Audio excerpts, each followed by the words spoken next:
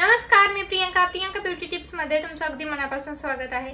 आजच्या व्हिडिओमध्ये आपण पाहणार आहे हिवाळ्यात कोंडा बऱ्याच जणांच्या केसामध्ये होतो। केस गळतात, त्यानंतर केस खूप फ्रिझी होतात, कोरडे होतात। तर ते का होतात आणि तुम्ही कुठल्या गोष्टी केल्या पाहिजे जेणेकरून ते केस मऊ होतील आणि केसामधील कोंडा कमी होईल। तर आजच्या व्हिडिओमध्ये हे आपण पाहणार आहे, त्यामुळे व्हिडिओ शेवटपर्यंत बघा। व्हिडिओ आवडला तर लाईक करा आणि सबस्क्राइब करायला अजिबात विसरू नका। केस गळणे ही एक खूप कॉमन गोष्ट आहे, म्हणजे सर्वांचेच केस गळतात। फरक फक्त एवढाच असतो, सगळ्यांचे केस हे वेगवेगळ्या कारणामुळे गळत असतात। जसं की हार्मोनल चेंजेसमुळे किंवा मानसिक ताणतणाव असेल, तुम्ही कशाचं टेन्शन घेत असाल किंवा मग केसांवरती तुम्ही वेगवेगळे हिटचे टूल्स वापरता, जसं की हेअर स्ट्रेटनर, हेअर ड्रायर, त्यानंतर आणखीन वेगवेगळे आणि केसांवरती केमिकलचे शॅम्पू किंवा मग केमिकलच्या ट्रीटमेंट करणं, या सगळ्या गोष्टी किंवा ही सगळी कारणं केस गळण्यासाठी कारणीभूत असतात। हिवाळ्यात तापमान खूप कमी झालेलं असतं, त्यामुळे डोक्यावरची जी त्वचा असते ती कोरडी पडते, त्यामुळे त्याच्यामध्ये कोंडा होतो, खाज सुटते आणि त्याच्यामुळे आपलं केस गळतीचं प्रमाण जास्त वाढतं। म्हणून हिवाळ्यात केसांची आणि त्वचेची काळजी घेणं खूप जास्त गरजेचं असतं।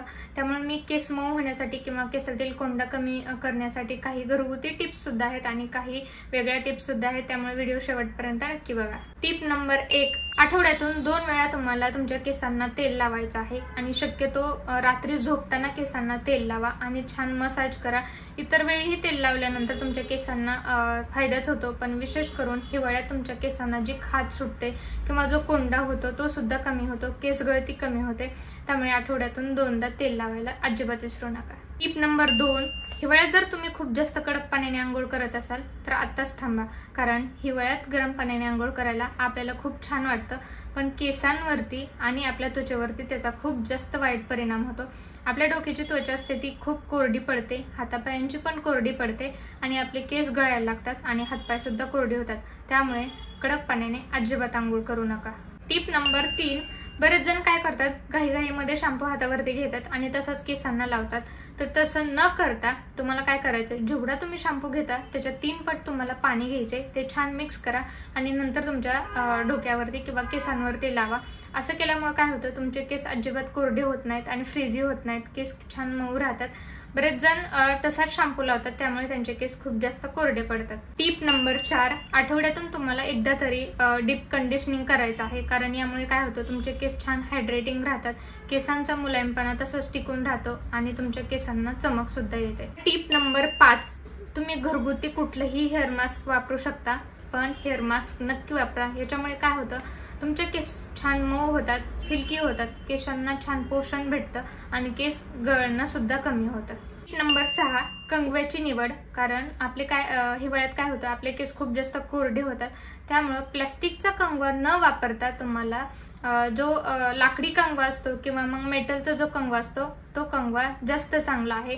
आणि हिवाळ्यात काय होतं, आपले केस खूप कोरडे होतात, केसामध्ये खूप जास्त गुंता होतो, त्यामुळे छोट्या दातांच्या कंगव्यापेक्षा मोठ्या दातांचा कंगवा जास्त चांगला आहे, कारण त्याच्यामध्ये आपले केस अजिबात अडकत नाहीत, इझी तुमचा कंगवा केसातून बाहेर निघतो। आणि छोट्या दातांचा कंगवा जर तुम्ही वापरला तर त्याच्यामध्ये केस अडकून खूप जास्त गळायला लागतात। टिप नंबर 7, हिटिंग टूलचा वापर कमी करा। आता बऱ्याच वेळा हेअर स्टायलिंग करण्यासाठी तुम्ही hair dryer, hair straightener, crimping machine किंवा मग हेअर कर्लर हे सगळे टूल वापरतात, पण काय होतं, हिवाळ्यात अगोदरच तुमचे केस कोरडे आणि फ्रिझी झालेले असतात, त्याच्यामध्ये जर तुम्ही हे टूल वापरले तर केस तुमचे आणखीनच ड्राय होतील, ते तुटायला लागतील आणि गळतील। त्यामुळे शक्य तेवढं तुम्हाला हिटिंग टूलचा वापर कमी करायचा आहे। टिप नंबर 8, हिवाळ्यात अशा हेअरस्टाईल करू नका जेणेकरून तुमचे केस ओढले जातील, कारण केस ओढले तर ते तुटतात, त्यामुळे अशा हेअरस्टाईल शक्यतो टाळा।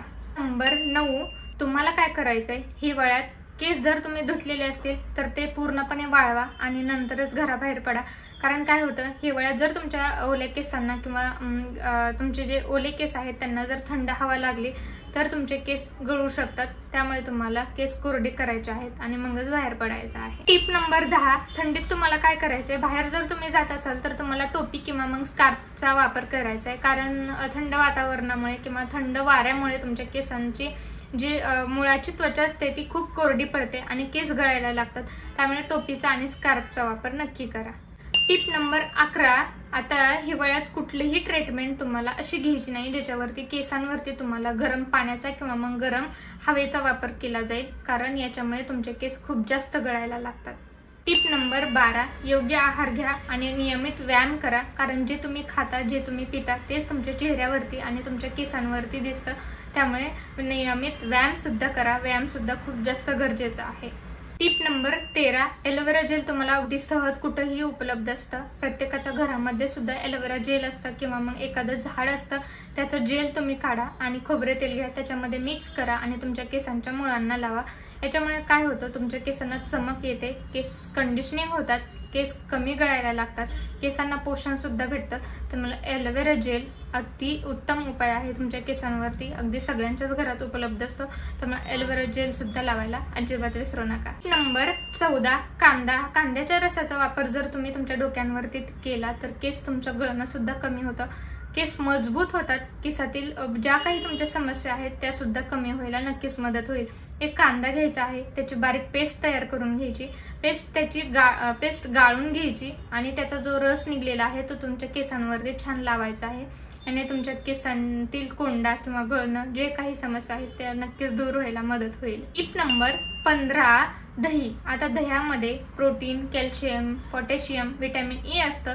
त्यामुळे आठवड्यातून 2 वेळा तुमच्या केसांना दही लावा. याच्यामुळे काय होईल, तुमच्या केसांना छान चमक येईल, केस गळणं कमी होईल आणि केसातील जो कोंडा असतो तो निघून जाईल. त्यामुळे दही सुद्धा लावायला अजिबात विसरू नका, कारण दही सगळ्यांच्याच घरात उपलब्ध असतं. या टिप्स जर तुम्ही फॉलो केला तर नक्की तुमच्या केसांमधला कोंडा किंवा केस गळणं कमी होईल, केस फ्रीजे आणि कोरडे सुद्धा होणार नाहीत. त्यामुळे या टिप्स नक्की फॉलो करा. व्हिडिओ कसा वाटला हे मला कमेंट बॉक्समध्ये नक्की सांगा. व्हिडिओ आवडला असेल तर लाईक करा आणि सबस्क्राईब करायला अजिबात विसरू नका.